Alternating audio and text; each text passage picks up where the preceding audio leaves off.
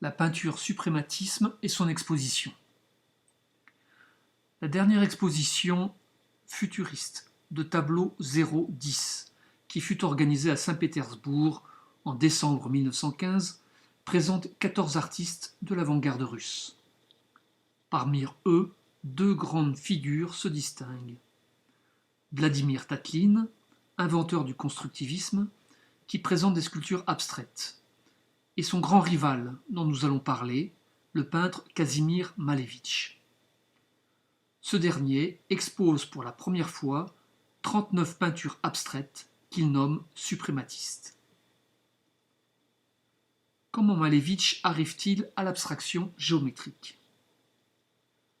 Son chemin ne passe pas, comme pour Mondrian et Kandinsky, par un processus de simplification progressive des formes naturelles.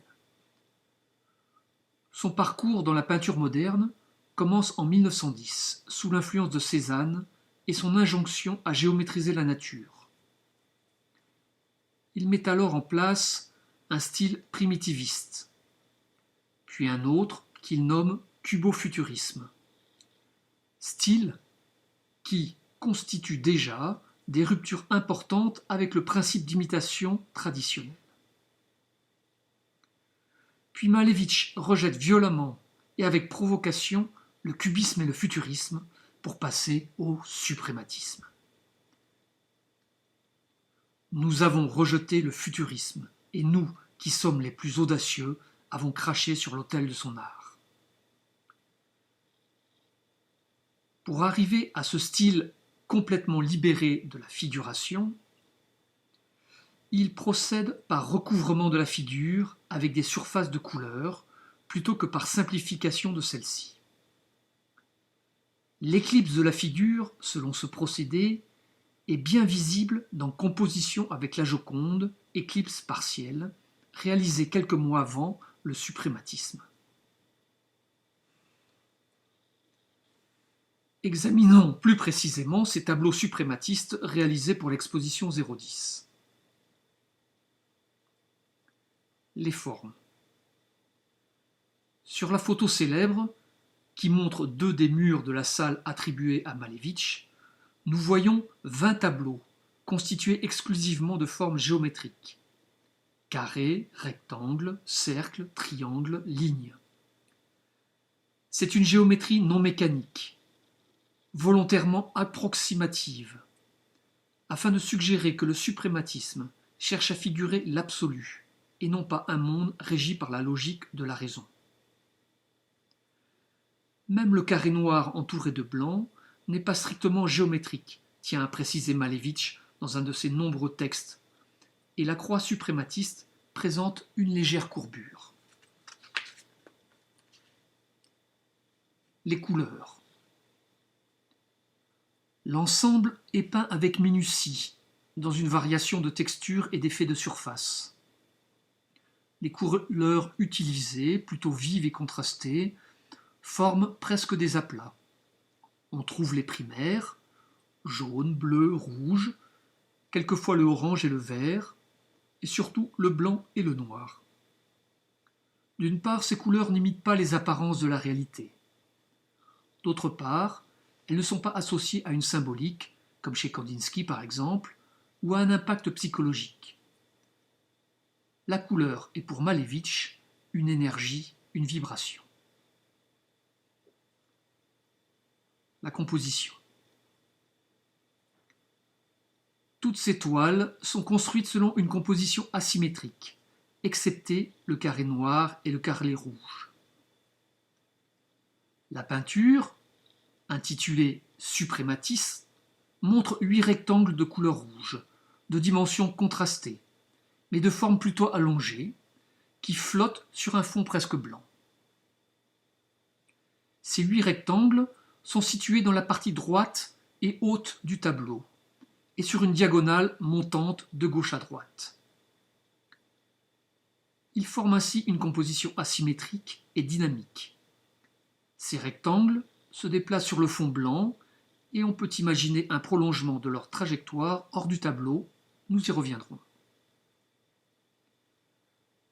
Couleurs vibrantes, composition asymétrique, géométrie approximative, concourt à suggérer le mouvement universel, l'élan vital à l'état pur, sans passer par la représentation des formes de la nature.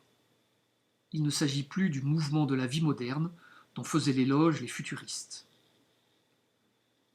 Les plans géométriques sont, eux, la mise à zéro des formes, comme l'annonce le titre de l'exposition 010.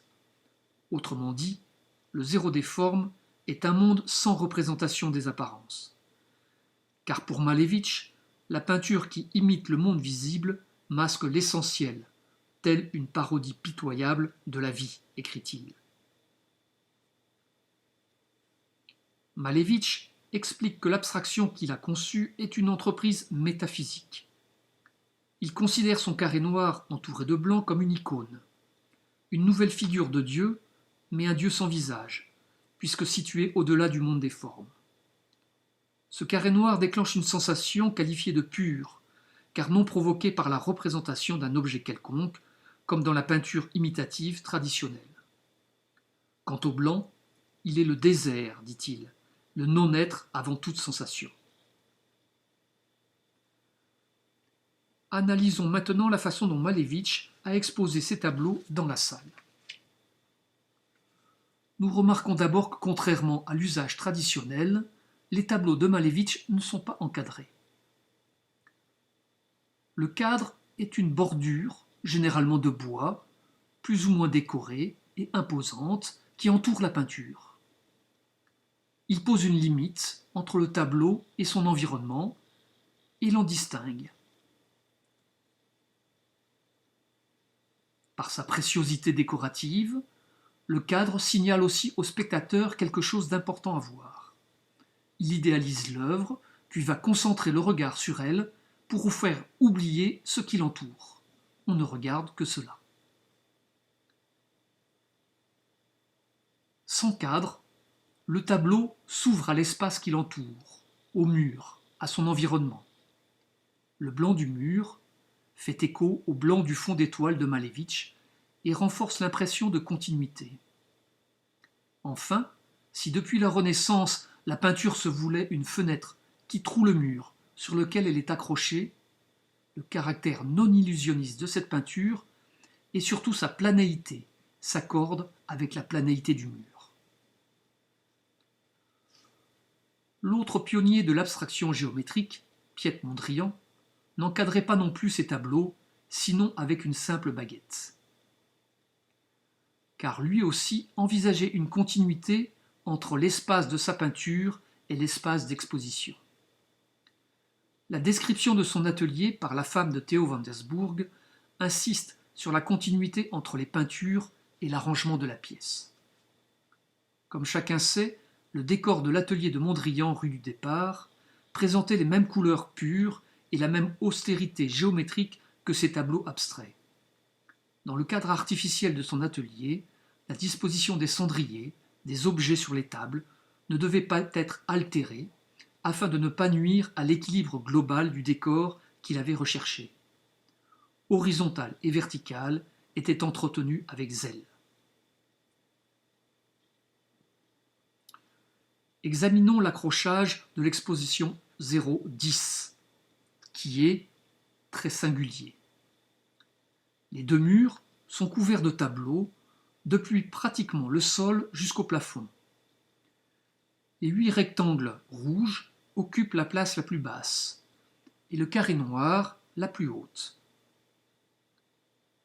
Cette répartition, d'une certaine façon,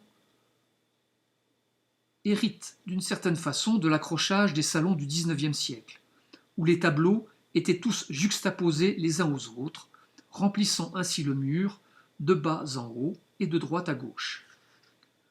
Ce n'est qu'après 1914 que les œuvres vont commencer à ne plus être entassées, mais individualisées sur une surface vide et neutre, afin de distinguer les chefs-d'œuvre des œuvres. Cependant, dans l'accrochage de Malevich, les tableaux ne sont pas alignés selon des orthogonales, comme c'était le cas dans les expositions du XIXe siècle. Ils sont tous situés à différentes hauteurs, produisant ainsi des diagonales. La composition dynamique des tableaux se retrouve alors dans leur disposition sur le mur. Excepté le carré noir, situé symboliquement dans l'angle de la pièce, afin d'en faire une icône non anthropomorphique, aucun tableau ne se distingue par rapport aux autres. Les 39 peintures sont à la fois individuelles et constituent un ensemble cohérent. L'espace de l'exposition prolonge l'espace du tableau. La place du spectateur n'est plus devant la peinture, mais environnée par elle. Plus encore, le suprématisme de Malevich, qui évolue à partir de 1920 vers les architectones, préfigure le prolongement de l'espace d'exposition dans l'espace urbain et la vie quotidienne, afin de faire advenir un homme nouveau. Cette utopie est partagée par le néoplasticisme de Piet Mondrian, puis les prounes de L. Lissitzky. J'ai troué l'abat-jour bleu des limitations colorées. Je suis sorti dans le blanc, vogué à ma suite, camarades aviateurs, dans l'abîme. J'ai établi les sémaphores du suprématisme. Voguez, l'abîme libre, blanc, l'infini sont devant vous.